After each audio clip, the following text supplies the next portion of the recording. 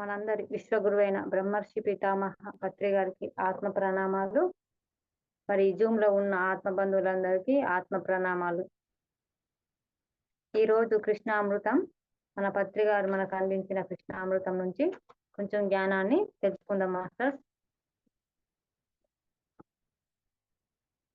Okay కదా master voice? Okay master, okay.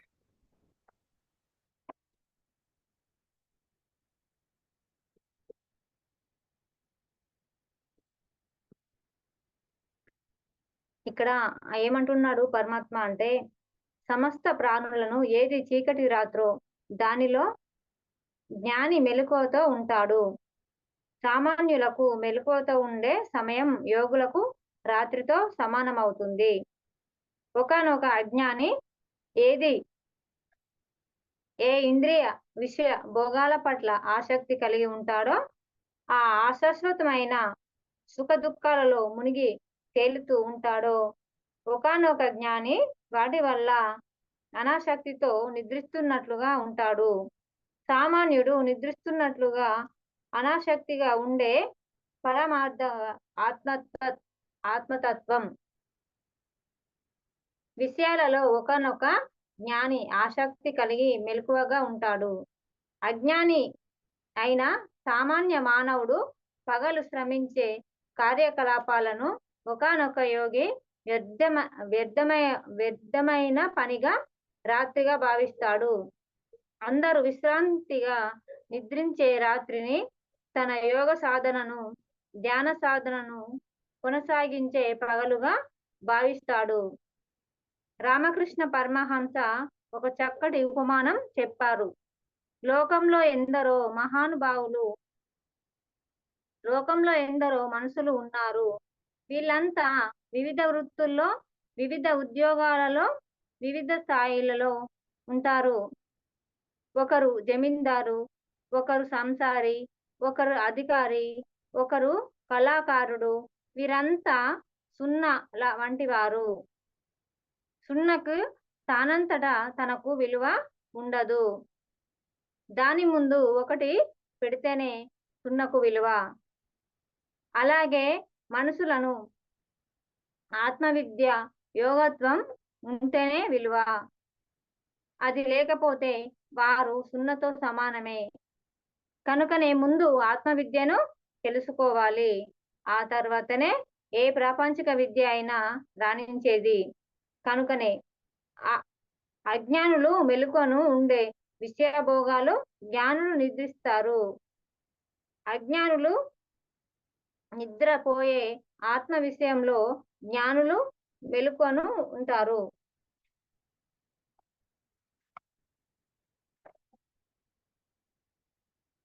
Masters, ఇక్కడ పరమాత్మ ఏమంటున్నాడు అంటే, ఒకానొక అజ్ఞాని అంటే ఈ జ్ఞానం గురించి తెలియని వాళ్ళు ఏమంటారంటే, ఇంద్రియ విషయాల భోగాల పట్ల ఆసక్తి ఉంటది. అంటే ఇంద్రియాలు అంటే మన ఇంద్రియాలు భోగాలు అంటే మనకు ఇది కావాలి, అది కావాలి అంటే మనం ప్రాపంచికంగా ఉంటాం కాబట్టి నాకు కారు కావాలి, నాకు బంగ్లా కావాలి, లేకపోతే ఏదో కోరికలు, అవి భోగాల పట్లనే వాళ్ళకు ఆసక్తి ఉంటది. మరి అవన్నీ అశాశ్వతమైనవని మరి వాళ్ళు తెలుసుకోలేకపోతారు. మరి ఇక్కడ ఏంటి అంటే సుఖ దుఃఖాలలో మునిగి తేలుతూ ఉంటారు. అవి అశాశ్వతమైన తెలియకుండా ఏంటి అంటే ఇక్కడ అజ్ఞానం కాబట్టి వాళ్ళు సుఖ దుఃఖాలలో మునిగిపోతూ తేలుతూ ఉంటారని ఇక్కడ మనకు పరమాత్మ చెప్తున్నాడు. మరి ఒకానొక జ్ఞాని మరి వాటి పట్ల అనాసక్తి అంటే వాటి పట్ల ఎలాంటి ఆలోచన గాని, ఎలాంటి అంటే దాన్ని ఏమంటారు, వ్యామోహం గాని, ఇష్టం గాని ఏది కూడా ఉండకుండా ఉంటాడు అన్నట్టు. నిద్రిస్తున్నట్లుగా ఉంటాడు. అంటే అది చూసినా చూడనట్టు, అంటే నిద్రిస్తున్నట్టుగా. మనం నిద్రలో ఏం చూడం కదా, అదే విధంగా చూసినా చూడనట్టు మరి ఆ ఒకానొక జ్ఞాని వాటి వల్ల అనాసక్తిగా నిద్రిస్తున్నట్లుగా ఉంటాడు. అంటే వాటి ఎవిటితోని ఆ జ్ఞానికి సంబంధం లేదు. ఎందుకంటే ఈ విషయ భోగాల పట్ల, ఇంద్రియ భోగాల పట్ల వాళ్ళకు ఇష్టం ఉండదు, అయిష్టమే. మరి ఈ సుఖ దుఃఖాలు అంటే వాళ్ళకు అన్ని సమానాత్మమే కాబట్టి వాటిని కూడా వాళ్ళు పట్టించుకోరు జ్ఞాని. అందుకోసమే వాళ్ళు ఎలా అంటే వాళ్ళు నిద్రిస్తున్నట్లుగా ఉంటారన్నట్టు. సామాన్యులు నిద్రిస్తున్నట్లుగా మరి అనాసక్తిగా ఉండే పరమార్థిక తత్ ఆత్మతత్వము అంటున్నారు. మరి అలాంటి తత్వంలో ఎవరు ఉంటారంటే జ్ఞానులే ఉంటారు. మరి విషయాలలో ఒకానొక జ్ఞాని ఆసక్తి కలిగి మెలకువగా ఉంటాడు. మరి అయినా సామాన్యులు ఎలా అంటే అజ్ఞాని ఎలా అంటే సామాన్య మానవులు ఎలా ఉంటారంటే పగలు శ్రమించే కార్యకలాపాల మీద మరి ఎలా అంటే ఆ ఒక ఇట్లా శ్రమించి ఏంటంటే పొద్దున దాకా ఎట్లా పనులు చేసుకుంటారు. ఎవరి పనులు వాళ్ళు చేసుకుంటారు కదా! కార్యకలాపాలు. కానీ యోగి ఏం చేస్తాడంటే దాన్ని ఒక వ్యర్థమైన ఒక వ్యర్థమైనవిగా అంటే మనము ఆళ్ళొక రాత్రిగా అంటే కళ్ళు మూసుకొని ఉంటారు. అంటే దాన్ని చూసినా చూడనట్టు నిద్రిస్తున్నట్లు ఒక వ్యర్థమైన దానిగా ఒక యోగి భావిస్తాడన్నట్టు. మరి అదే విశ్రాంతిగా నిద్రించే రాత్రిని మరి అందరూ విశ్రాంతిగా రాత్రి నిద్రిస్తారు గదా! మరి అందరూ విశ్రాంతిగా నిద్రించినప్పుడు ఎలాంటి అలజడి ఉండదు గాబట్టి, అది ఒక యోగ సాధనకు ఆళ్ళు ధ్యాన సాధనకు ఉపయోగించుకుంటారు. దాన్ని పగలుగా ఉపయోగించుకుంటారు అని ఇక్కడ చెప్తున్నారు. అంటే ఎలా అంటే అంటే ఈ పగలంతా వాళ్ళేం జేత్తారంటే అది మనకు అవసరం లేదు. ఇది వ్యర్థమైనది అని భావిస్తారంట. మరి రాత్రినేమో వాళ్ళకు సాధనకు ఉపయోగకరమైన ఆహ్, ఒక పగలుగా భావిస్తారట. అంటే పత్రి గారు కూడా అంటారు. మరి నాకు సమయం లేదు అంటే రాత్రంతా ఏం చేస్తావు నువ్వు రాత్రి ధ్యానం జెయ్యి. పొద్దున ఆహ్, సా సాయంత్రం 6కి కూసుంటే ఉదయం 6కి లెవ్వు అని అంటాడు. అంటే మనం రాత్రంతా ఎంతైనా సాధన చేసుకోవచ్చు. మరి అప్పుడు డిస్టర్బ్ ఉండదు గాబట్టి మరలా ఒక యోగులు దాన్ని ఉపయోగించుకుంటారట. మరిక్కడ రామకృష్ణ పరమహంస ఒకటి చక్కటి ఉపమానం చెప్పారు. ఏంటి అంటే, మరి లోకంలో ఎందరో మనుషులు వాళ్ళేం జేస్తారంటే, వాళ్ళ వృత్తులలో అంటే పనులలో, వాళ్ళ పనులలో వాళ్ళు మునిగిపోతారు. అంటే ఎవరి పనులలో వాళ్ళు బిజీగా ఉంటారు గాబట్టి, ఒక్కోళ్ళేమో ఉద్యోగం జేస్తారు. మరి ఒకళ్ళేమో జమీందారు అంటే ఊరిని ఇట్లా చూసి దాన్ని జమీందారు అంటే అన్నీ జూసుకునేటట్టు పెద్దలకు అధికారం అన్నట్టు. మరి ఇంకొకరు ఒక ఎట్లా అంటే కలెక్టర్ గానో మరేమో జిల్లాను పరిపాలించే వాళ్ళలా అదొక అధికారం. మరి ఇంకొకరు కళాకారుగా ఆళ్ళు బొమ్మలు వేయడమో మరి ఏంటో చేస్తారు. మరి ఈళ్ళన్నీ చేస్తారు. ఎన్నో చేత్తరు. ఇప్పుడు జమీందార్ అంటే ఎంతో గొప్ప ఆ వ్యక్తి. ఒక అది ఎంతో గొప్ప జమీందార్ అంటే. కానీ ఇక్కడ ఏమంటున్నారంటే ఆ జమీందార్ అయినా, ఇక్కడ కలెక్టర్ అయినా మరి ఎంత పెద్ద ఉద్యోగంలో ఉన్నా, ఎంత పెద్ద కళాకారుడైనా వాళ్ళంతా సున్నా లాంటి వాళ్ళే అంటుంది ఇక్కడ. ఎందుకంటే నువ్వు నీకెంత డబ్బుంది, ఎంత బంగ్లుంది, నువ్వు జమీందారువా, నీ పెద్ద అధికారం ఉందా, ఇవన్నీ ఏది పట్టించుకోరు. అంటే వాళ్ళంతా ఎంత స్థాయిలో ఉన్నా, వాళ్ళెంత ఉన్నా గాని వాళ్ళు సున్నా లాంటి వాళ్ళే. ఎందుకంటే దానికిక్కడ ఆత్మవిద్య లేదు గాబట్టి, మరి ఆళ్ళకు ఎంత అధికారంలో ఉన్నా, ఎంత జమీందారుగా ఉన్నా గాని, వాళ్ళు సున్నా లాంటి వాళ్ళనే ఇక్కడ రామకృష్ణ రామకృష్ణ పరమహంసగా చెప్పడం జరిగింది మాస్టర్స్. మరిక్కడ ఎందుకు అంటున్నాడు పరమాత్మ అంటే, అలాగే మనుషులను అంటే ఇక్కడ మనుషులకు ఏంటి అంటే, ఆత్మవిద్యనే ఆత్మవిద్య యోగత్వం ఉంటేనే విలువ అంటుండు. మరి మనుషులకిక్కడ ఏ అధికారం వల్లనో, ఏ జమీందారుతనం వల్లనో, ఏ సర్పంచ్ గానో, ఏ కలెక్టర్ గానో మనకిక్కడ ఏదానికి విలువ ఉండదు. అది సున్నతో సమానమే. మరిక్కడ ఏంటి అంటే మనుషులకు ఆత్మ విద్యనే యోగత్వం. అంటే దీని వల్లనే మనకు విలువ అంటున్నారిక్కడ. మరెక్కడంటే ఇక్కడ మనము భూలోకంలో అయినా మరి మళ్ళీ మనం జన్మ సాలించుకొని శరీరం వదిలి పైలోకాలకెళ్ళినా గాని మనకక్కడ అంతా మంచిగానే ఉంటదిక్కడ. అని ఇక్కడ మనకు పరమాత్మ చెప్తున్నాడు. అంటే అది లేకపోతే వారు సున్నతో సమానమే అంటుండు. అంటే ఏది ఆత్మవిద్య. ఈ ఆత్మవిద్య లేకపోతే వాళ్ళకెంత అధికారం ఉన్నా గాని, ఎంత ఉన్నతల కోట్లు ఉన్నా గాని, మరి వాళ్ళు సున్నతో సమానమే అంటుండు. మరి సున్నా అంటే ఇక్కడ సున్నకి ఎలాంటి విలువ లేదు గదా మాస్టర్స్. మరి ఆ సున్న పక్కన ఒకటి చేరిస్తేనే ఆ సున్నకు విలువొస్తది. మరందుకే ఇక్కడ పరమాత్మ ఈ రామకృష్ణ పరమాత్మ సున్నతో పోల్చి చెప్పారన్నట్టు. కనుకనే ముందు ఆత్మ విద్యను తెలుసుకోవాలి అంటుండు. అంటే మనము ముందు ఏంటంటే ఇవన్నీ అధికారాలు గాని మన ఏంటి అంటే మన వృత్తులు గాని ఇవన్నీ పక్కన పెట్టి మనము ముందు ఆత్మ విద్యను తెలుసుకోవాలి. ఇక్కడ ఆత్మ విద్యను తెలుసుకుంటేనే మరి మనకు ఇక్కడ విలువ అన్నది ఉంటది అని ఇక్కడ పరమాత్మ మనకు చెప్తున్నాడు మాస్టర్స్. మరి ఇక్కడ ఎట్లా అంటే ఆ తర్వాతనే ముందు ఆత్మ విద్యనే తర్వాతనే ప్రాపంచిక విద్య అంటున్నారు. మరి దేన్ని రాణించాలన్నా గానీ మనకు ఆత్మ బలం కావాలి కదా. మరి మనకి ఇక్కడ ఆత్మ విద్యనే ఉంటేనే మరి ఇదేది మంచి చెడు అన్న మనకు విచక్షణ జ్ఞానం కలుగుతుంది కాబట్టి ఆ తర్వాతనే ఇది ప్రాపంచిక విద్య మరి రాణించేది అంటున్నాడు. మరి ఇక్కడ అజ్ఞానులు మేలుకొని ఉండే విషయ భోగాల్లో జ్ఞానులు నిద్రిస్తారు అంటుండు. ఇక్కడ అజ్ఞానులు అంటే మరి ఏమి తెలియక ఇంద్రియాల భోగాల పట్ల ఆసక్తి ఉన్న వాళ్ళు మరి వాళ్ళు అజ్ఞానులు కాబట్టి వాళ్ళు ఎలా అంటే మెలుకు అంటే ఇది వాళ్ళు మేలుకొని ఉండే విషయాల్లో భోగాలలో వాళ్ళు ఎలా అంటే వీళ్ళు నిద్రిస్తారు. అంటే ఎవరు జ్ఞానులు ఆ పగలు ఏం చేస్తారంటే ఇది నాకు అవసరం లేదు, ఈ పగలంతా అవసరం లేనిది అన్నట్టు నిద్రిస్తున్నట్లు ఉంటారు అన్నట్టు. మరి అజ్ఞానులు నిద్రపోయే ఆత్మ విషయంలో జ్ఞానులు మేలుకొని ఉంటారు అంటుండు. అంటే ఇప్పుడు అజ్ఞానులు అంటే వాళ్ళు నిద్ర పోతారు కదా వాళ్ళు రాత్రి. ఇక్కడ జ్ఞానులు ఏంటి అంటే మరి వాళ్ళు మేలుకొని ఉండి ఆత్మ విద్యను తెలుసుకుని మరి ఎంతో మంచి మార్గంలో ఉంటారు ఫ్రెండ్స్. ఇక్కడ మళ్ళీ పరమాత్మ ఏమంటున్నాడంటే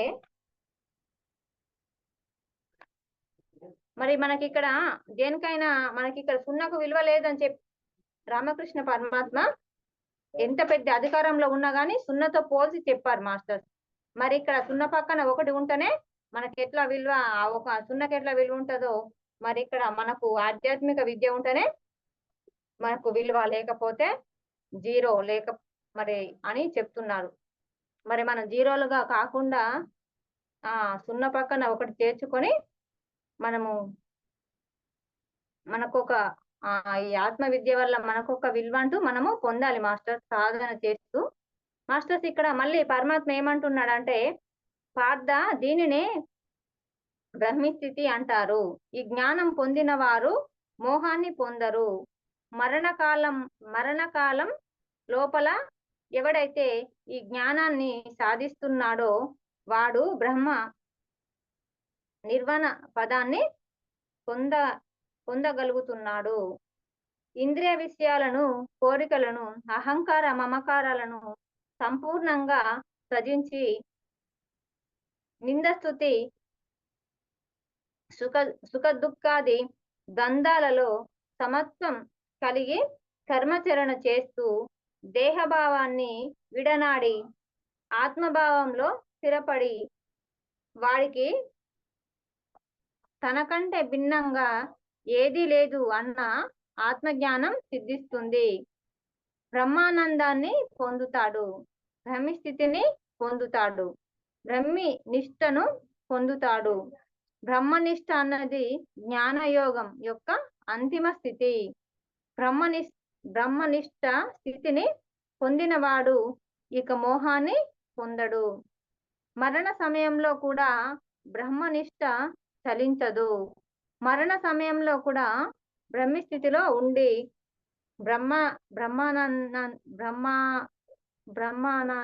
ఆనందాన్ని పొందుతాడు. బ్రహ్మనిష్ట ఉన్నవాడికే యథార్థ జ్ఞానం కలుగుతుంది. యథార్థ జ్ఞానం వల్ల ఉన్నది ఉన్నట్లుగా లేనిది లేనట్లుగా తెలుస్తుంది. అంతకన్నా ఇక కావాల్సింది ఏముంది? ఇక్కడ మాస్టర్ ఏమంటున్నాడు అంటే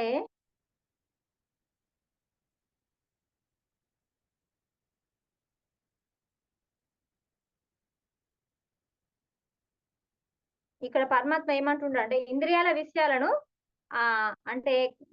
విషయాలను ఎట్లా అంటే కోరికలు, అహంకారం, మమకారం సంపూర్ణంగా త్యజించాలి అంటుండ. అంటే ఇక్కడ కోరికలు అంటే నాకు ఇది కావాలి అది కావాలి అన్న కోరికలు గాని, అహంకారం గాని, మమకారం గాని ఏవి ఉన్నా గాని సంపూర్ణంగా త్యజించాలి, అంటే వదిలేయాలి, అవన్నీ వదిలేయాలి. నీ ముందుకు ఏది వస్తదో అదాన్నే, మరి ఏ పనైనా గాని, ఏదైనా గాని మరి దాన్ని స్వీకరిస్తూ ముందుకు వెళ్ళడమే చేయాలి. మరి ఇక్కడ కోరికలు గాని, మరి అహంకారాలు గాని, మమకారాలు గాని ఏవిటిని కూడా మనము మరి పట్టించుకోకుండా సంపూర్ణంగా వదిలేసి, ఎలా అంటే మరి ఇక్కడ నిందస్తుతి అంటే మరి మనం ఈ ధ్యాన మార్గంలో, ఆధ్యాత్మిక మార్గంలో ఉన్నాం కాబట్టి మరి ఇక్కడ ప్రతి ధ్యానికి నిందస్తుతి అనేది ఖచ్చితంగా ఉండే తీరుతది మాస్టర్స్. మరి ఇక్కడ ఏంటంటే సుఖ దుఃఖాది ద్వంద్వాలలో, అంటే సుఖమైన దుఃఖమైన ఈ ద్వంద్వాలలో సమత్వంగా కలిగి కర్మచరణ చేస్తూ దేహ భావాన్ని విడనాడి ఆత్మభావంలో స్థిరపడిన వాడికి మరి తనకంటే భిన్నంగా ఏది లేదు. అంటే ఇక్కడ ఏంటి అంటే నిందస్తుతి అయినా, సుఖమైన దుఃఖమైన ద్వంద్వాలలో ఏదైనా అంటే దాన్ని సమానత్వంగా చూడాలి. ఇప్పుడు దుఃఖం వచ్చినా గానీ అది వస్తది. వచ్చినప్పుడు మనం దాన్ని కూడా అంటే తట్టుకునే స్థాయిలో ఉండాలి. సంతోషం వచ్చినా తట్టుకునే స్థాయిలో ఉండాలి. మరి ఈ దేనికి కూడా మనం పొంగిపోకూడదు, దేనికి కూడా బాధపడకూడదు. అంటే సమానత్వంలో ఉండాలి. అలా కర్మ చే అలా కర్మ చేయడం నేర్చుకోవాలి ఇక్కడ. దేహ భావాన్ని విడిచి, అంటే ఇది నేను దేహాన్ని అన్న భావాన్ని బదిలి నేను దేహం కాదు, నేను ఆత్మను అన్న భావంలోకి మనము వెళ్ళాలి. మరి మొత్తం మనం ఈ దేహ భావన విడనాడాలి. ఈ దేహ భావన విడనాడినప్పుడే మరి మనము ఆత్మ భావంలోకి మరి వెళ్ళి అక్కడ నేను ఆత్మను అని స్థిరపడతాం. మరి అలాంటప్పుడు ఇక్కడ తనకంటే భిన్నంగా ఏముంటుంది మాస్టర్? మరి ఇక్కడ దేహం దేహం నేను కాదు అన్నప్పుడు, నేను ఆత్మను అన్నప్పుడు మరి అందరిలో ఆత్మను చూడగలుగుతాం గదా! మరి తనకంటే భిన్నంగా ఏది లేదు అన్న ఆత్మజ్ఞానం సిద్ధిస్తుంది అంటున్నాడు. అంటే ఇక్కడ వేరు లేదిగ. అంటే నీవు వేరు కాదు, నేను వేరు కాదు. ఇక్కడ అన్నిట్లోనూ, జంతువుల్లోనూ, పక్షుల్లోనూ, ప్రతి జీవరాశుల్లోనూ మరి అందరిలోనూ ఇక్కడ ఆత్మభావంతో చూస్తాడు కాబట్టి తనకంటే భిన్నంగా ఏమి లేదు అన్న ఆత్మ జ్ఞానం సిద్ధిస్తుంది అని ఇక్కడ మనకు పరమాత్మ చెప్తున్నాడు. మరి ఇక్కడ మళ్ళా ఏంటి బ్రహ్మానందం అంటే ఇక్కడ బ్రహ్మానందం పొందుతాడు అంటుండు. అంటే మరి అక్కడ తనకంటే భిన్నంగా ఏమీ లేదు అన్న స్థితికి వచ్చినప్పుడు, ఆత్మజ్ఞానం తెలుసుకున్నప్పుడు మరి అంతటా ఉన్నది పరమాత్మనే, అన్నిటిలో ఉన్నది పరమాత్మనే, ఆ పరమాత్మనే నేనే ఆత్మ అని తెలుసుకున్నప్పుడు మరి అతనికి ఏంటి అంటే బ్రహ్మానందం. అంటే ఆ బ్రహ్మానందం అంటే అది వెలకట్టలేనిది. మరి ఆ ఆనందం అంటే అది అది మనకు మామూలుగా దొరికేది కాదు. మరి ఎలా అంటే తనలోకి తాను వెళ్ళాలి. ధ్యాన సాధన చేస్తూ తనలోకి తాను వెళ్ళినప్పుడే మరి ఇక్కడ ఆత్మలో స్థిరమైనప్పుడే మనకు ఆ బ్రహ్మానందం దొరుకుతుంది మాస్టర్స్. దేనికైనా మరి అది సాధనే కావాలి. మన సాధన వలన అది అందుతుంది. ఇక్కడ బ్రహ్మ స్థితి అంటే అక్కడ ఆ స్థితి అంటే అది మనము మాటలతో చెప్పేది కాదు. బ్రహ్మనిష్ట అంటే అది కూడా మన నిష్టగా ఉండు నేర్చుకోవాలి. అంటే ప్రతి విషయంలో కూడా ఏ విషయంలోనైనా ఎలా ఉండాలి అని మనము మరి ఆచితూచి ఇక్కడ తెలుసుకోవాలి. మరి బ్రహ్మనిష్ట అన్నది జ్ఞాన యోగం. మరి ఇక్కడ జ్ఞాన యోగం అంటే ఇది ఒక అంతిమ స్థితి అంటున్నాడు. బ్రహ్మనిష్ట అన్నది జ్ఞాన యోగం యొక్క అంతిమ స్థితి అంటుండు. అంటే ఇక అది ఇప్పుడు మనం ఆత్మ స్థాయిలో ఉన్నప్పుడు అది మనం నిష్టగా ఉంటాం కాబట్టి ఆ బ్రహ్మనిష్ట అన్నది ఇది ఒకటి అంతిమ స్థితి. అంటే మనము మన ఆత్మ ఎదుగుదలకు ఇది ఒకటి మరి అంతిమ స్థితి. అంటే మనము ఎలా అంటే ఇక ఈ ఆఖరి జన్మ చేసుకునే స్థితిలో ఉంటాం అన్నట్టు. బ్రహ్మనిష్ట స్థితిని పొందినవాడు తన మోహాన్ని పొందడు. అంటే ఎలాంటి మోహాన్ని పొందడు. మరి మోహం అన్నిటిని, కోరికలు అన్ని వదిలి వేస్తాడు. అంటే ఇప్పుడు మోహం అంటే మనం ఇట్లా ఏంటి అంటే ఇప్పుడు కైకేయి మాత గురించి తెలుసుకున్నాం కదా మాస్టర్స్. ఆమె మోహం వల్ల ఎలాంటి ఆడ రాముడు కాదు రాజ్యమేలుడు ఇక్కడ రాముడు అలా అడవికి వెళ్ళాలి అని అంటే ఆమెకు ఒక మోహం వచ్చింది కాబట్టి అలా ఉంటది. అంటే ఇప్పుడు ఇక్కడ బ్రహ్మనిష్ట ఉన్నప్పుడు ఎలాంటి మోహాలు ఉండయి. అంటే ఏ కోరికకు తావు ఉండదు అన్నట్టు. అన్నీ సమానంగా చూస్తారు. అంటే అంతా ఆత్మనే అంతా నేనే అన్నట్టు అక్కడ ఆ కృష్ణ పరమాత్మ చెప్తాడు కదా! అన్ని జీవుల్లో సర్వజీవుల్లో నేనున్నాను అన్నట్టు ఇక్కడ ఆ భావనలోకి వస్తారు. ఎలా అంటే ఇక్కడ ఆత్మ బ్రహ్మనిష్టలో ఉన్నవాళ్ళు మరి ఆ భావనలోకి వస్తారు. అంటే ఏ మోహానికి కూడా వాళ్ళు మరి తావివ్వరు అన్నట్టు. ఇక్కడ మరణ సమయంలో కూడా అంటే మరణ సమయంలో కూడా ఎందుకంటే ఆళ్ళు ఆత్మస్థితిలో ఉన్నప్పుడు అన్ని మోహాలను వదిలినప్పుడు ఆత్మస్థితిలో ఉన్నప్పుడు వారికేంటి అంటే మరణం వచ్చే సమయం కూడా తెలుస్తది. మరి అలా మరణం వచ్చిన సమయం తెలిసినప్పుడు కూడా వాళ్ళు ఎలా అంటే నిష్టగా ఉంటారు. చెలించకుండా అరే! ఇక్కడ నాకు మరణ సమయం దగ్గర పడ్డదే. నేను శరీరం వదిలేస్తానే అన్న భయం కూడా ఉండకుండా వాళ్ళు చెలించకుండా నిష్టగా బ్రహ్మ నిష్టగా ఉంటారన్నట్టు చెలించకుండా. మరి మరణ సమయంలో కూడా వాళ్ళు బ్రహ్మ స్థితిలోనే ఉండి ఆనందాన్ని పొందుతారు అంటుండు. అంటే వాళ్ళకేంటి అంటే ఎక్కడైనా ఆనందమే. ఇక్కడ భూలోకంలో ఉన్న ఆనందమే, మరి పైలోకాలకు వెళ్ళిన ఆనందమే. ఎందుకంటే వాళ్ళు ఆత్మస్థితిలో ఉన్నారు. అంటే బ్రహ్మానందాన్ని పొందిన వాళ్ళు గాబట్టి, వాళ్ళు బ్రహ్మ స్థితిలో ఉన్నారు గాబట్టి, వాళ్ళు బ్రహ్మనిష్ట ఉన్నవారి కాబట్టి వాళ్ళు ఎలా అంటే ఏ విషయంలోనైనా వాళ్ళు ఆనందమే పొందుతారు. ఇక్కడ బ్రహ్మనిష్ట ఉన్నవాడికే యథార్థ జ్ఞానం కలుగుతుంది అంటుండు. మరి అలా ఆ నిష్టగా ఉన్నవారికే ఎలాంటి మోహాలు గాని, ఏవిటికి తావు ఇవ్వని వాళ్ళే మరి అలాంటి జ్ఞానం కలుగుతుందని ఇక్కడ మనకు పరమాత్మ చెప్తున్నాడు. మరి యథార్థ జ్ఞానం వల్ల ఉన్నది ఉన్నట్లుగా, లేనిది లేనట్లుగా తెలుస్తుంది.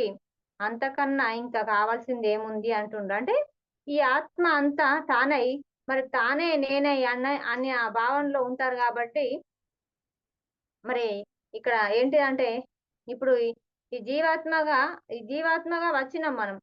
జీవాత్మగా వచ్చి పరమాత్మగా ఎదగాలి. మరి పరమాత్మగా ఎదగాలి అంటే, మరి సాధన అవసరం గదా! మరి సాధన అవసరం అంటే, ఈ మోహాలను వదులుతనే గదా! మరి ఈ ఏంటి అంటే, ఈ కోరికలు, అహంకారాలు, మమకారాలు, ఈ మోహాలను వదులుతనే మరి మనం పరమాత్మ స్థాయికి ఎదగగలం. మరి అలా ఎదగాలంటే మరి దానికి ఏంటి అంటే సాధనే. ధ్యాన సాధనే. మరి ధ్యానం జేత్తేనే మనకు జ్ఞానం వస్తది గాబట్టి, ఆ జ్ఞానం వల్ల మనము యదార్థం తెలుసుకోగలుగుతాం. ఏది యదార్థం అని తెలుసుకొని ఉన్నది ఉన్నట్లుగా, లేనిది లేనట్లుగా తెలుసుకుంటాం. అంటే ఉన్నది ఏంటి? ఆత్మ. ఆత్మే సత్యం. సత్యమైంది ఏంటిది? నిత్యమైంది ఏంటిది అంటే ఆత్మ.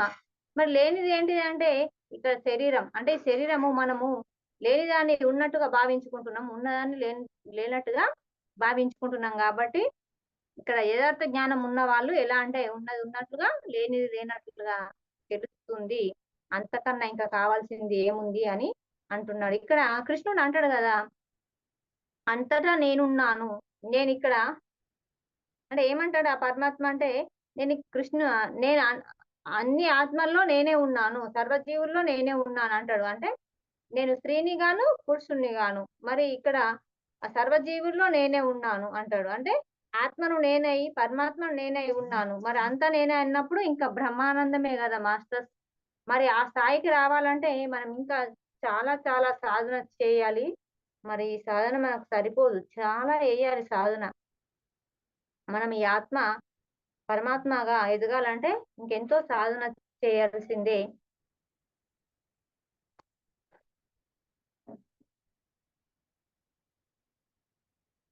ఇక్కడ మళ్ళీ పరమాత్మ ఏమంటున్నాడంటే, నిస్సందేహంగా ఏ మానవుడైనా కూడా ఎలాంటి సమయంలోనైనా కర్మ చేయకుండా క్షణకాలమైనా ఉండలేడు.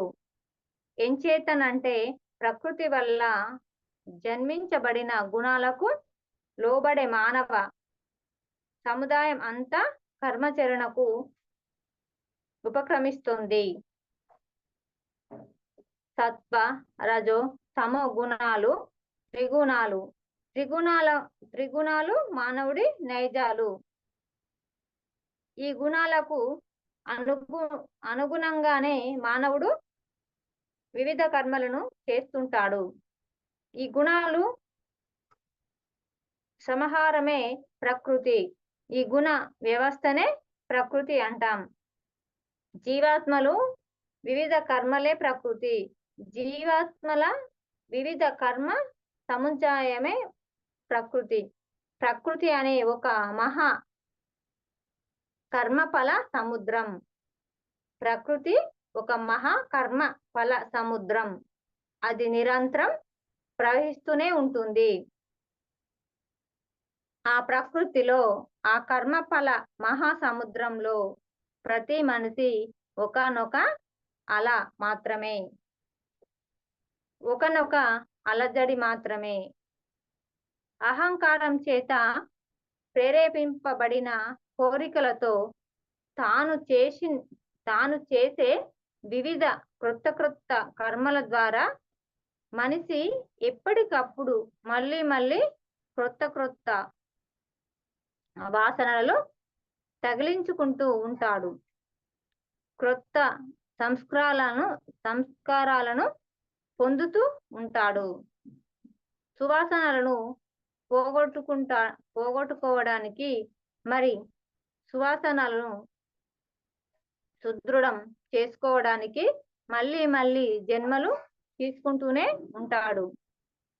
జనన మరణ చక్రంలో పడి నలుగుతూనే ఉంటాడు. కనుకనే మనిషి కర్మ సంజతుడు, కర్మలలోంచి పుట్టినవాడు. మనోబుద్ధులు ఉన్న ఏ మనిషి కూడా మేలుకొని ఉన్నంతసేపు ఏ పని చేయకుండా ఒక క్షణం కూడా ఉండలేడు. శరీరం విశ్రాంతిగా ఉన్న మనోబుద్ధుల ద్వారా ఎప్పుడు ఏదో ఒక కర్మ చేస్తూనే ఉంటాడు. తినడం, త్రాగడం, నిద్రించడం, లేవడం ఇలాంటివన్నీ కూడా కర్మలే. కనీసం ఇవైనా చేయకుండా ఎవరు ఉండలేరు. కాబట్టి మనిషి కర్మలకు వివసుడు, అంటే కర్మలకు వశం అయినవాడు. మనిషి ఎప్పటికీ కర్మశూన్యుడు కాజాలడు. కర్మశూన్య స్థితి అన్నది అసంభవం. మనిషి కర్మపూర్ణుడు. రకరకాల కర్మలను సదా చేస్తూనే ఉంటాడు. అంతర్గుణాలు మూలం అనంతమైన బహికర్మలు. అనంతమైన బహికర్మలకు మూలాలు అంతర్గుణాలు. ఇది పరిస్థితి.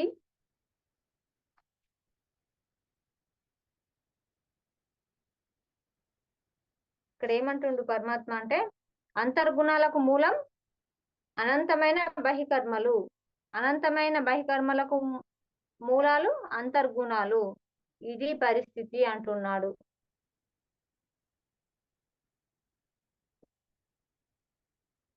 ఇక్కడ ఏమంటున్నాడు పరమాత్మ అంటే, మరి నిస్సందేహంగా ఇక్కడ ఏంటి అంటే, ఏ మానవుడైనా నిస్సందేహంగా ఏ మానవుడైనా మరి ఏ సమయంలోనైనా, మరి పొద్దున లేచి నుంచి మొదలుకొని మరి ఏ సమయంలోనా ఏదో ఒక కర్మ అంటే మనము చేసే పని. మరి ఈ పని ఏదో ఒక పని చేయకుండా మనమైతే క్షణకాలం కూడా ఉండలేం కదా. మరి ఇక్కడ క్షణకాలం కూడా ఉండలేము. మరి ఏదో రకంగా ఏదో ఒకటి చేస్తూనే ఉంటాము. ప్రకృతి వల్ల ఏదో ఒకటి చేస్తూనే ఉంటాం ప్రకృతిలో. మరి ఇక్కడ ఏమంటుండంటే, సత్వ రజో తమో గుణాలకు త్రిగుణాలు అంటాం. అంటే మానవునికి 3 గుణాల నైజం ఉంటది అని అంటుండ. అంటే ఒక మానవునికి ఇవి 3 గుణాలు ఉంటాయి. మరి ఈ 3 గుణాలను అనుగుణంగానే మానవుడు వివిధ కర్మలు చేస్తుంటాడు అని ఇక్కడ మనకు పరమాత్మ చెప్తున్నాడు. ఇక్కడ వివిధ కర్మలు అంటే ఈ గుణాలను బట్టే మరి వారి కర్మలు ఉంటాయని ఇక్కడ పరమాత్మ చెప్తున్నాడు అన్నట్టు. మరి మానవుడు ఈ త్రిగుణాల వల్లనే మరి ఎలాంటి కర్మలు చేస్తాడంటే, ఈ గుణాలకు సమహారమే ప్రకృతి. అంటే మరి ఇవి ఈ ప్రకృతి అంటే ఏ మానవునికి మరి ఏ గుణం ఉందో ఆ ప్రకృతి మరి ఆ మానవునికి ఆ రకంగా మరి వాళ్ళ జీవితం కొనసాగిస్తూ అంటే ప్రకృతి అలా చేస్తుంటది అన్నట్టు. ఈ గుణ వ్యవస్థనే ప్రకృతి అంటాము అంటుండ్రు. అంటే మనకి ఇది సహజంగా వస్తది. అంటే ఎవరికైనా ఆ గుణం ఎలా వస్తదంటే ప్రకృతి ద్వారా. ప్రకృతి అంటే మనము ప్రకృతి సృష్టించిన శరీరాలమే గదా! అందుకోసమే మరి గుణాలు గూడా ప్రకృతి ద్వారానే ఉంటది. అంటే అందుకోసమే ఈ గుణం వ్యవస్థనే ప్రకృతి అంటారు అంటుండ్రు. అంటే ఇక్కడ జీవాత్మలు అంటే మనము ఈ భూమి మీదకొచ్చినప్పుడు, ఈ భూమి మీదకి జన్మ తీసుకొని వచ్చినప్పుడు మరెలా అంటే జీవాత్మ జీవాత్మలుగా వివిధగా వివిధ కర్మలే ప్రకృతి అంటుండ్రు. అంటే మనము ఇక్కడ ఆ భూమి మీదకి జన్మ తీసుకొని వచ్చినప్పుడు వివిధ కర్మలే అంటే మనం చేసే పనులే కర్మలంటే మనం చేసే పనులే ఇక్కడ ప్రకృతి అంటుండ్రు. అంటే ఇక్కడ జీవాత్మ వివిధ కర్మల ప్రకృతి ఒక మహాకర్మ ఫల సముద్రం అంటుండ్రు. అంటే ఇక్కడ మహాఫల సముద్రం అంటే మనము జీవాత్మగా వచ్చినప్పుడు ఎట్లా ఉంటదంటే అది ఏముండదు కదా మనం ఫస్ట్ జన్మ తీసుకున్నప్పుడు అక్కడ ఏది ఉండదు ఎలాంటి ఇక్కడ కర్మ ఉండదు అంటే మనం ఇక్కడ జీవాత్మగా వచ్చి మరి భూమి మీదకి వచ్చి నేర్చుకునేటప్పుడు ఎలా అంటే అది ఒక్కొక్కటి అది సముద్రం లాగా మారిపోతుంది అంటే ఇక్కడ ఒక కర్మ ఫల సముద్రం అయిపోతుంది అది అది నిరంతరం మరి ప్రవహిస్తూనే ఉంటుంది అంటే అది ఎలా అంటే ఇది ఆగదు కదా ఇప్పుడు మనం ఉదయం లేచి నుంచి ఏదో ఒక పని చేస్తాం పొద్దున లేవడం అది లేవడము బ్రష్ చేసుకోవడం తినడం త్రాగడం ఇప్పుడు ఏదో ఒకటి చేస్తాం కదా మరి అది ఎప్పుడు నిరంతరం అది ప్రవహిస్తూనే ఉంటుంది అది మనము ఎలా అంటే నిద్రపోయే సమయం దాకా మరి ఏదో ఒక కర్మ చేస్తూనే ఉంటది అది నిరంతరం ప్రవహిస్తూనే ఉంటది మరి అక్కడ ఈ కర్మఫల సముద్రం అనేది మరి ఎప్పుడు ఆగదు ఇది నిరంతరము ప్రవహిస్తూనే ఉంటది అని ఇక్కడ పరమాత్మ మనకు చెప్తున్నాడు మాస్టర్ మరి ఆ ప్రకృతిలో కర్మఫల మహాసముద్రంలో ప్రతి మనిషి ఒకానొక అల మాత్రమే అంటుండు అంటే మాస్టర్ చూడండి పరమాత్మ అంటే ఆ సముద్రంలో ఒక అల అంటే అలా అంటే ఇట్లా వచ్చి వెళ్తది అంతే కదా అట్లాంటి అల మాత్రమే ఒక మనిషి అంటుండు అంటే ఒక అలజడి మాత్రమే అంతే కదా మాస్టర్ మా సముద్రం అంటే ఆ సముద్రంలో ప్రవహిస్తుంటే ఒక అలజడి మాత్రమే ఇక్కడ ఎలాంటి మరి అహంకారం చేత ప్రేరేపింపబడిన కోరికలతో గాని తాను చేసే వివిధ కొత్త కర్మల ద్వారా గాని మనిషి ఎప్పటికప్పుడు మళ్ళీ కొత్త వాసనలు తగిలించుకుంటాడు అంటుండ అంటే ఈ ప్రకృతి అంటే మనం చేసే పని అంటే ఇప్పుడు ప్రతిరోజు చేసేటి అంటే అది ఎలా అంటే మనం అహంకారం చేతనో మరి ఎట్లనో ఒక రకంగా చేసే ఈ కోరికల చేతనో మనం చేసేటి రోజుకు ఒక ఎన్ని రకాల కొత్త రకాల పనులు చేస్తాం కదా మరి వాటి ద్వారా మనకు కర్మలు అంటే మనం చేసే పనుల ద్వారా ఒక కర్మలు అలా వచ్చి మళ్ళీ ఏంటంటే అవి కొత్త వాసనలు తగిలించుకుంటాము అంటుంది అంటే మాస్టర్స్ ఇక్కడ వాసనలు అంటే మనకు మన వెంట తీసుకుపోయేటి మాస్టర్స్ అంటే మంచి చెడులు అన్నట్టు ఈ వాసనలు మళ్ళీ తగిలించుకుంటారు ఇక్కడ అంటుండ అంటే కొత్త సంస్కారాలు మళ్ళీ పొందుతూ ఉంటారు మరి ఏంటంటే కువాసనలు అంటే సరికాని అవి పోగొట్టుకోవడానికి మరి సువాసనలు తీసుకోవడానికి మళ్ళీ జన్మలు తీసుకుంటూనే ఉంటారు అంటుండు అంటే ఇక్కడ మాస్టర్ చూడండి మనకేంటి అంటే మనకు పరమాత్మ ఎప్పుడు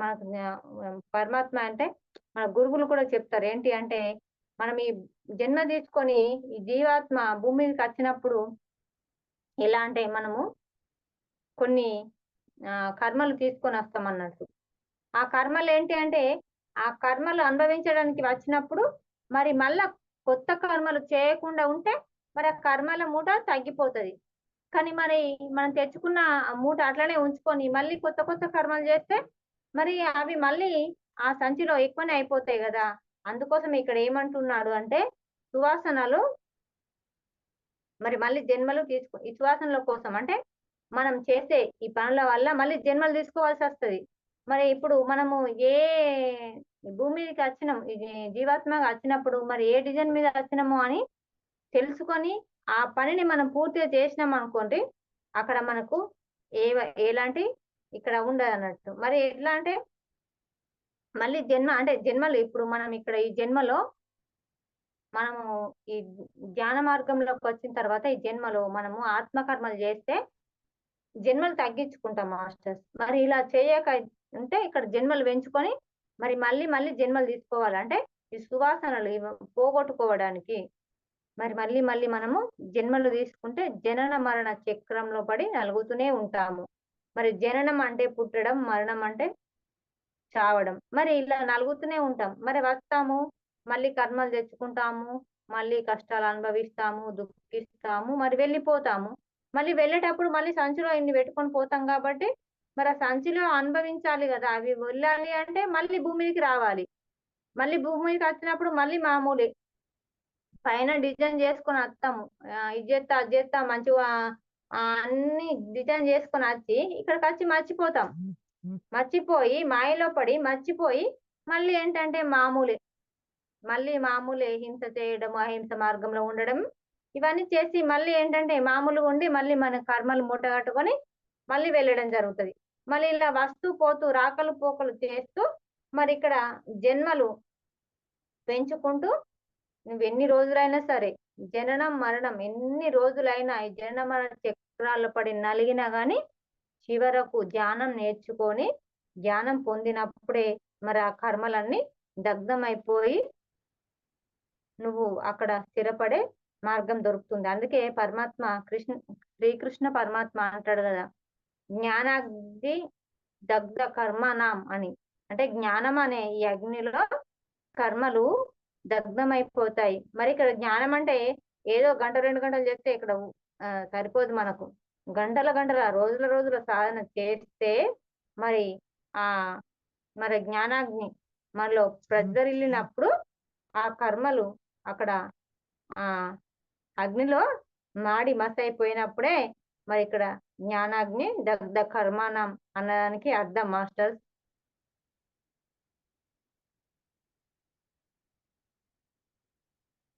మరి ఇక్కడ అంటే కర్మలోంచి పుట్టిన వాళ్ళమే మనం అందరం అంటుండండి. ఇక్కడ మనోబుద్ధులు ఉన్న ఏ మనిషి కూడా మేలుకొని ఉన్నంతసేపు ఏ పని చేయకుండా ఒక్క క్షణం కూడా ఉండడు అంటుండ. అంటే మనకు ఇక్కడ మనసుతో ఉన్నాం కదా, మన బుద్ధులు మనసుతో ఉన్నప్పుడు ఏ మనిషి అయినా కానీ ఏ పని చేయకుండా ఎట్లుంటాడు, ఖాళీగా అయితే కూర్చోలేడు కదా. ఒకవేళ కాళ్ళు చేతులు కట్టుకొని ముడుచుకొని కూర్చున్నా కానీ కనీసం ఆలోచన ద్వారా ఇక్కడ కర్మలు చేస్తూనే ఉంటాడు అని ఇక్కడ మనకు చెప్తున్నాడు. అంటే శరీరం విశ్రాంతిగా ఉన్నా కానీ మనోబుద్ధుల ద్వారా అయినా మరి ఏదో కర్మ ఇక్కడ చేస్తూనే ఉంటాం. ఇక్కడ కర్మ అంటే ఏది అని ఏదో పెద్దగా వేరే అనుకోకుండా ఇక్కడ ఏమంటున్నాడు, తినడం కూడా, త్రాగడం, నిద్రించడం, లేవడం ఇలాంటివి కూడా కర్మలే అంటున్నాడు. అంటే ప్రతిదీ కూడా కర్మనే. మనం మాట్లాడడం కూడా కర్మనే. తినడం అంటే తింటే ఈ చేతి పనిచేస్తుంది కదా, అది కూడా కర్మనే అన్నట్టు ప్రతిదీ కూడా కర్మనే అని ఇక్కడ మనకు పరమాత్మ చెప్తున్నాడు మాస్టర్. కానీ మనిషి కర్మలను వివసుడు అంటే కర్మల వశం అయినవాడు అంటుండు.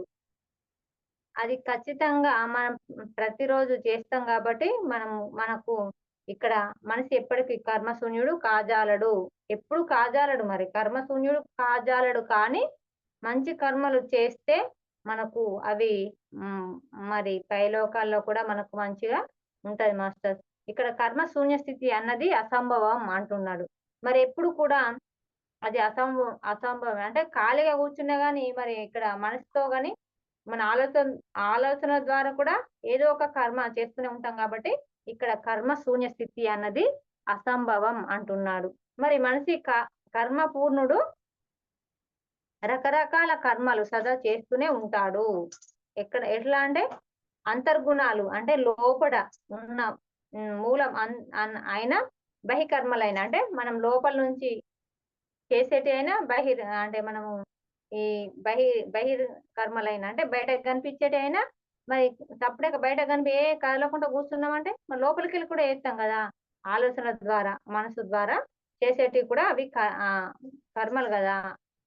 అందుకే అనంతమైన బహికర్మలు మూలాలకు అంతర్గుణాలు.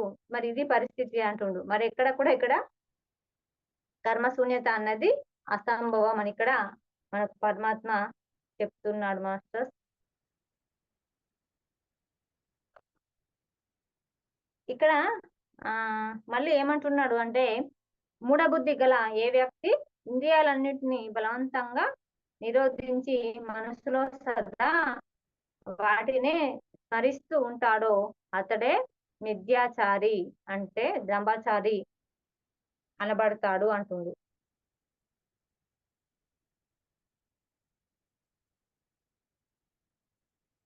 బాహ్య ఇంద్రియ నిగ్రహాన్ని దమం అంటారు. ఇంద్రియాలను బలవంతంగా నిగ్రహించడమే దమం.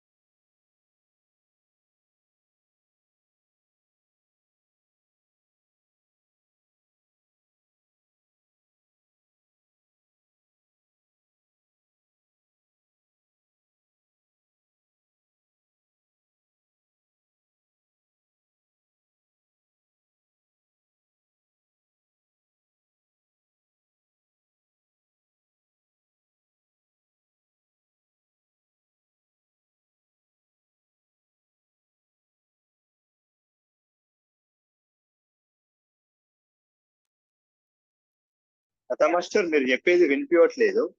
మరి ప్రాబ్లం నా దగ్గర ఉందా లేదా అందరికి వినిపించట్లేదా?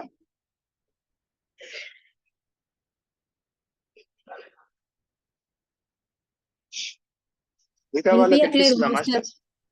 వినిపించట్లేదు మాస్టర్. ఓకే ఓకే, ఒక్కసారి డైరెక్ట్ ఫోన్ చేస్తారా మాస్టర్ మీ దగ్గర నెంబర్ ఉంటే? చేస్తా. ఓకే, చేసి చెప్పండి.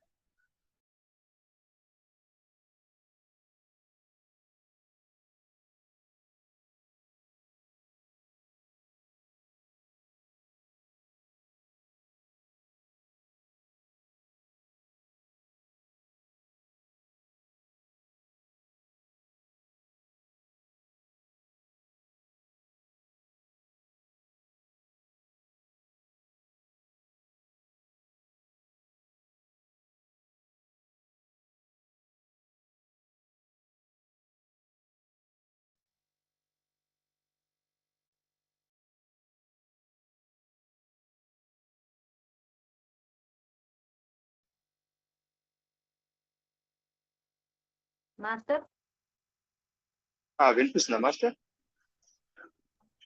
వినిపిస్తుంది మాస్టర్. వినపడుతుందా?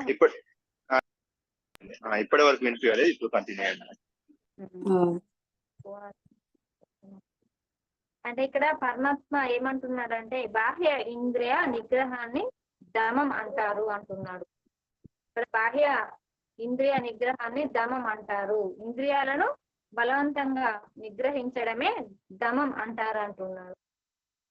ఇక్కడ బాహ్య ఇంద్రియాలు అంటే మనకు కాళ్ళు, చేతులు, ముక్కు, చెవు, కళ్ళు, ఇవి బాహ్య ఇంద్రియాలు. మరి ఇక్కడ అంతరింద్రియం అంటే మనస్సు.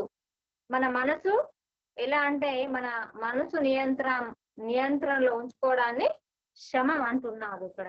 అంటే ఇక్కడ మళ్ళీ ఏమంటున్నాడు పరమాత్మ అంటే ఇక్కడ కేవలం దమం ఉండి శమం లేకపోతే ఇదేది కూడా పనిచేయదు. అంటే ఇదేది కూడా ఇక్కడ దమం ఉండి శమం లేకపోతే అది అనర్థదాయకమే అంటున్నాడు. మరి అప్పుడు కోరికలు మనసులో అంతర్ముఖంగా విజృంభిస్తూనే ఉంటాయి అంటున్నాడు ఇక్కడ. అంటే మరి ఇక్కడ ఇదేంటి దమం అంటే ఇక్కడ మనం ఇంద్రియాలను బాహ్య ఇంద్రియాలను నిగ్రహించుకోవడం. అంటే ఇక్కడ కాళ్ళు చేతులు మనం ధ్యానంలో కూర్చున్నామా కదా అని కాళ్ళు కట్టేసుకొని చేతులు కట్టేసుకొని కళ్ళు మూసుకున్నంత మాత్రాన ఇక్కడ ఏం ప్రయోజనం ఉండదు. మనసు మూయాలి ఫస్ట్. మనసు మూస్తేనే ఇక్కడ ప్రయోజనం అన్నట్టు మనకి ఇక్కడ పరమాత్మ చెప్తున్నాడు. మరి అంతర్ముఖం మరి విజృంభిస్తూనే ఉంటది కదా అంటుండు. అంటే మన ఇక్కడ కోరికలు అంటే మనసు అది కోరికలతో విజృంభిస్తూనే ఉంటది కదా అన్నట్టు మనకి ఇక్కడ మరి మనసు ఎంతో అల్లకల్లాలో అవుతూనే ఉంటది. మనం మనసు ముయ్యక మనము మనసును ఆధీనంలో ఉంచుకోకపోతే మరి ఎలా అంటే ఆ మనసు అల్లకల్లోలంగా అవుతూనే ఉంటది ప్రతిదీ. అంటే మనం ఏదైనా కానీ లోపలికి తీసుకోకుండా ఉండడమే ఇది బెస్ట్. అంటే పరమాత్మ చెప్తున్నాడు అన్నట్టు ఇక్కడ. మరి మనసులోకి తీసుకోకుండా ఉండడమే అది ఇక్కడ మనసు అల్లకల్లోలం కాకుండా ఉండడానికి ఒక మార్గం అనుకోవాలి. మరి ఇక్కడ అలాంటి మానవుడు మూఢబుద్ధికి నిలయం అవుతాడు అంటుండు. అంటే మనసు అల్లకల్లోలంతో ఉన్న మానవుడు మూఢబుద్ధికి అంటే వాళ్ళ ఆలోచనలు ఎలా ఉంటాయంటే అన్ని భిన్నంగా ఉంటాయి. మరి అలాంటి మూఢబుద్ధికి నిలయం అవుతాడు అంటుండు. మరి కనుక ఇంద్రియాలను బలవంతంగా బిగబట్టి కూర్చొని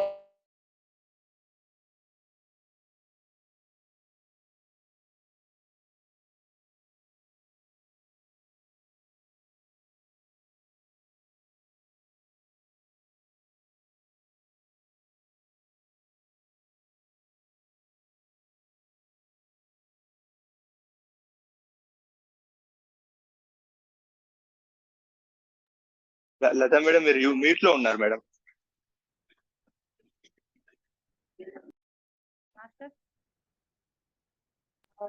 ఇప్పుడు ఓకే. ఈరోజు వీడియో ఆఫ్ చేయమంటారా? చేయండి, పర్లేదు.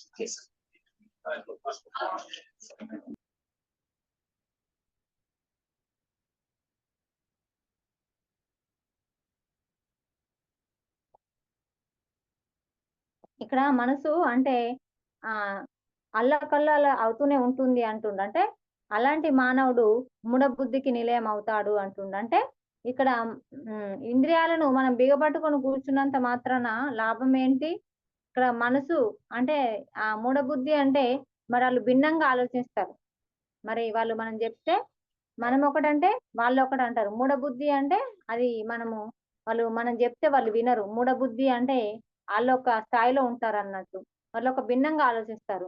మరి అలా ఇంద్రియాలను బలవంతంగా బిగబట్టి కూర్చుంటే అంటే మన ఇంద్రియాలను ఇట్లా గట్టిగా పట్టుకొని బలవంతంగా బిగబట్టుకొని కూర్చున్నంత మాత్రాన ఇక్కడ ఏం ప్రయోజనము ఉండదు.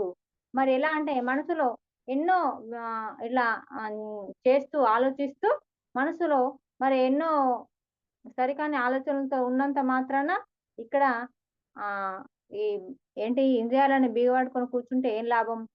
ముందు మనసును మూయాలి. మనసును మూస్తేనే మరి ఏదైనా ప్రయోజనం ఉంటది. ఇక్కడ మనసు ఎలాంటి పరిస్థితుల్లోనూ అల్లకల్లోల పరుచుకోకూడదు అంటున్నాడు. మనసు ఎప్పుడు కూడా అల్లకల్లోల పరుచుకోకూడదు. మరి అది ఎన్నో ఆలోచనలు చేస్తుంటది. ఎన్ని ఆలోచనలు చేసినా గానీ దాన్ని మనము ఎలా అంటే మన కంట్రోల్‌లో ఉంచుకోవాలి.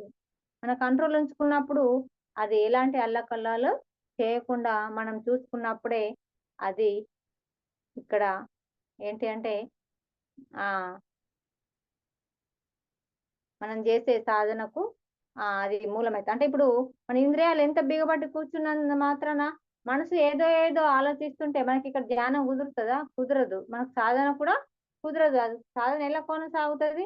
ముందు మనసును మూసుకోవాలి. మరి మనసును మూసుకుంటేనే మరి మన శూన్య స్థితిలోకి వెళ్ళగలుగుతాము. మరి ఏ పరిస్థితుల్లో కూడా అల్లకల్లోల పరుచుకోకూడదు అంటున్నాడు.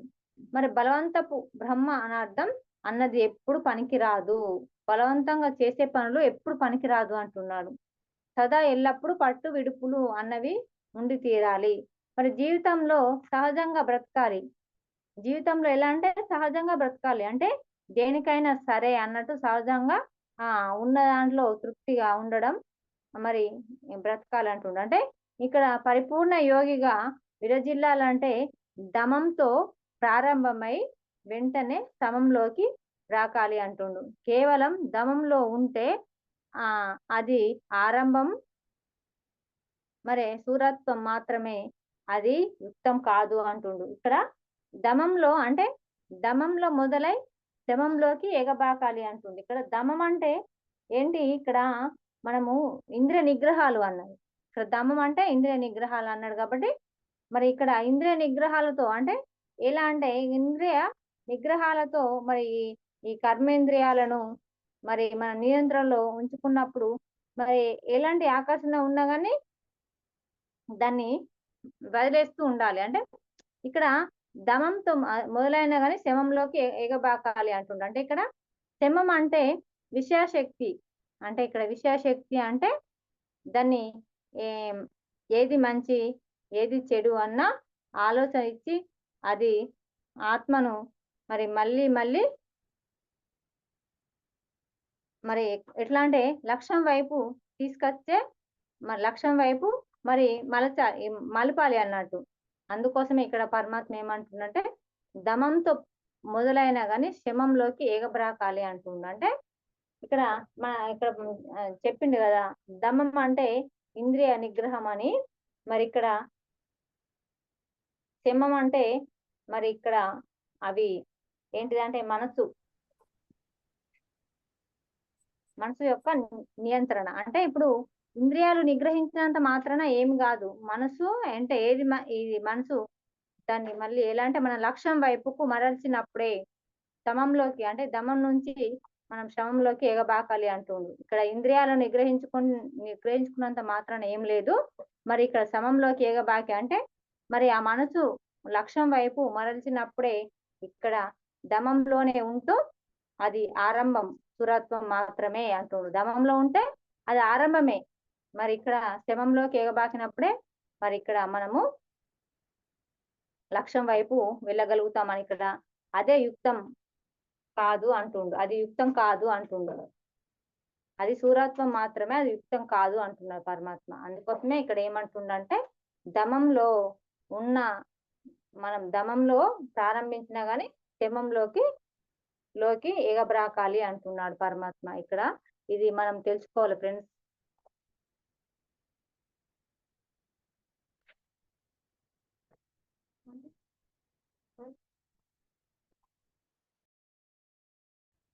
అయితే ఇక్కడ పరమాత్మ ఏమంటున్నాడంటే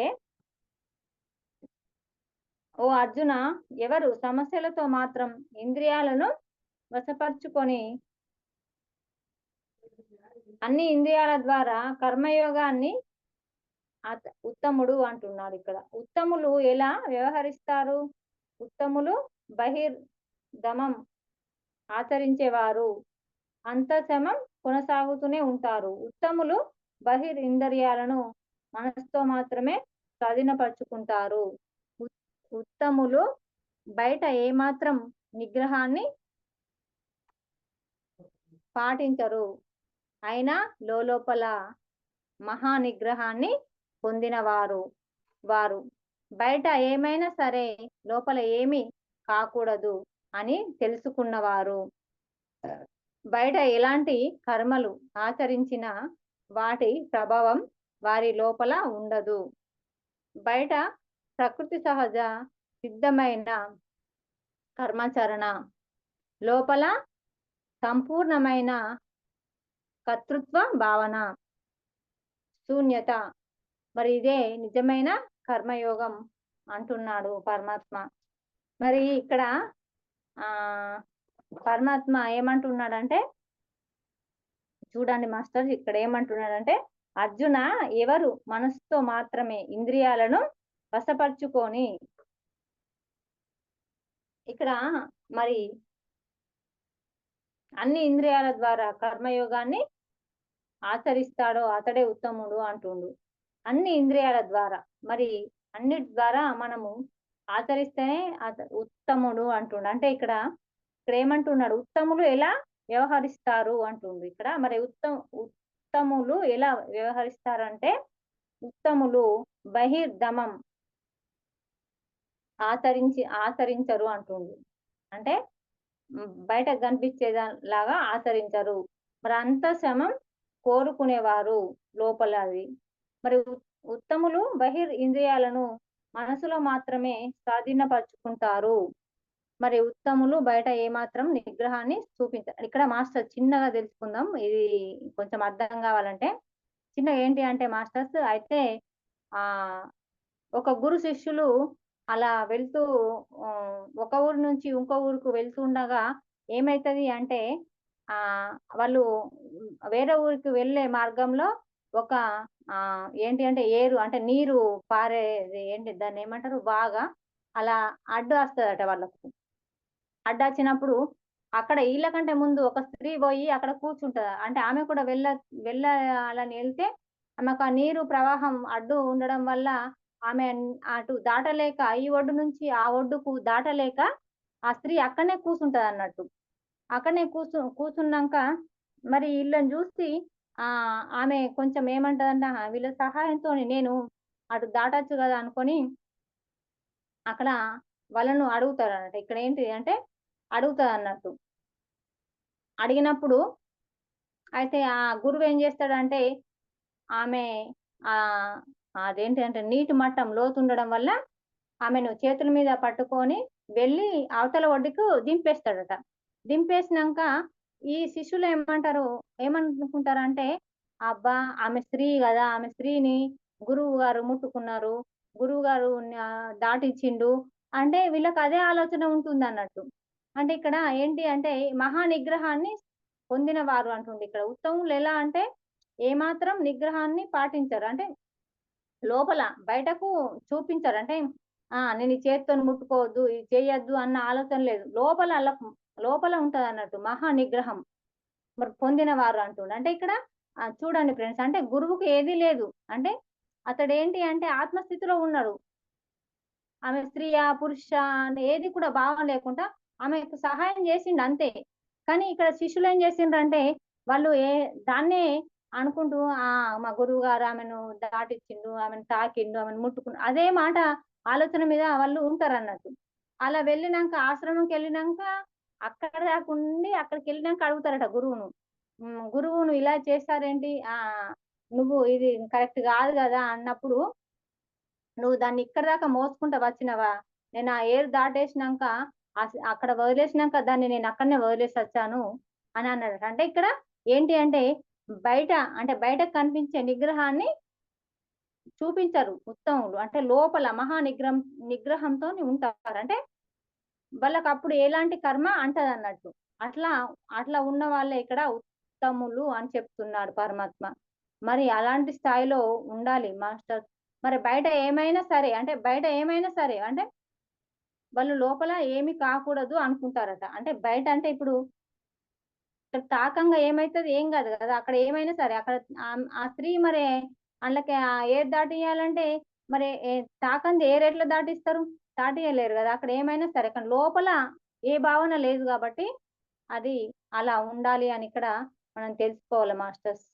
బయట ప్రకృతి సహజ సిద్ధమైన కర్మచరణ, మరి లోపల సంపూర్ణమైన కర్తృత్వ భావన, శూన్యత, అంటే మనసులో ఏముండదు అన్నట్టు. ఇదే నిజమైన కర్మయోగం అంటున్నారు ఫ్రెండ్స్. ఇదే నిజమైన కర్మయోగం. మరి ఇలాంటి కర్మయోగం మనం నేర్చుకోవాలి మాస్టర్స్. మనం ఇంకెంతో సాధన చేయాలి. ఇలాంటి కర్మయోగాన్ని నేర్చుకోవాలి మాస్టర్స్. మరి ఇంతటి అవకాశం ఇచ్చిన మాస్టర్స్ మీ అందరికీ కృతజ్ఞతలు. Thank you.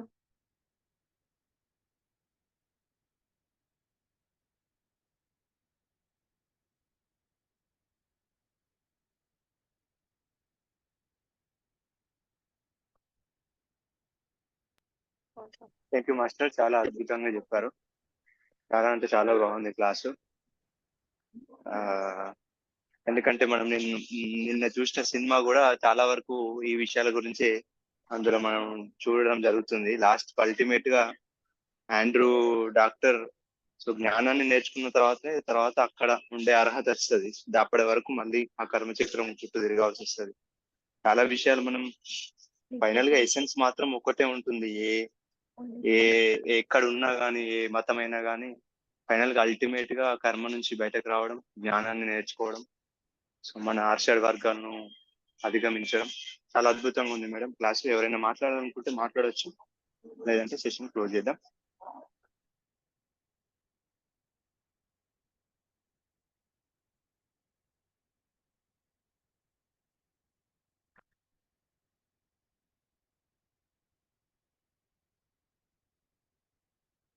మాస్టర్స్ మాస్టర్స్ ఎవరైనా ఉంటే నేను చెప్పింది తీసుకొని మాట్లాడండి. లత మేడం మేడం. చాలా బాగా చెప్పినావు. మేడం చాలా అద్భుతంగా ఉంది క్లాసు. మేడం ఏదైనా పొరపాట్లు ఉంటే సరిదిద్దండి మేడం. ఏం లేవు మేడం, ఇంకా పొరపాట్లు ఏం లేవు. మంచిగా చెప్పినావు. ఇంకా అదే గ్రేట్ అంటే ఇంకా పొరపాట్లు అన్న పడతాయి. చాలా మంచిగా అద్భుతంగా ఉంది క్లాస్. Thank you madam. నిన్న సినిమాకు దీనికి మంచిగా ఇంకా అర్థమైంది. అట్లా సినిమా చూసిన వాళ్ళకి ఇంకా జల్ది అర్థమవుతుంది. నేనే నిన్న జూమ్ క్లాస్ చేయబట్టి గంట లేటు, 8:30 జాయిన్ అయినా. 7:30 స్టార్ట్ అయింది కదా, 8:30 జాయిన్ అయినా సినిమా. మళ్ళీ చూడు, నేను పంపిస్తా. చూస్తాము.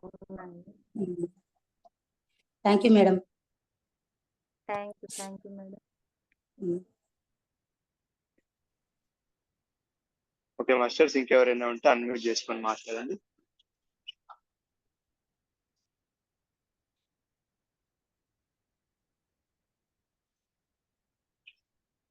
ఓకే మాస్టర్స్, ప్రస్తుతానికి వారానికి 2 రోజులు నడుస్తున్నాయి క్లాసెస్.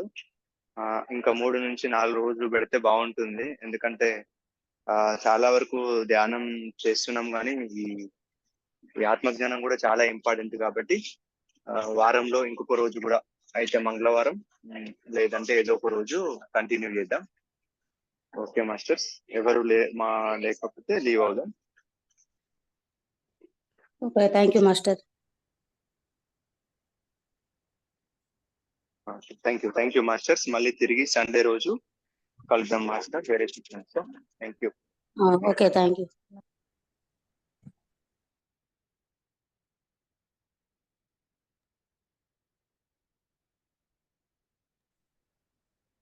గ్రూప్ మెడిటేషన్ చేసే వాళ్ళు ఒక 10 నిమిషాలు చేద్దాం మాస్టర్స్. దాని తర్వాత సెషన్ ఎండ్ చేస్తాము.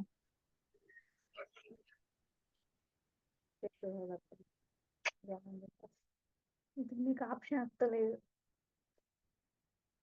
చూసిన యూట్యూబ్ లో చూసి ట్రై చేసిన.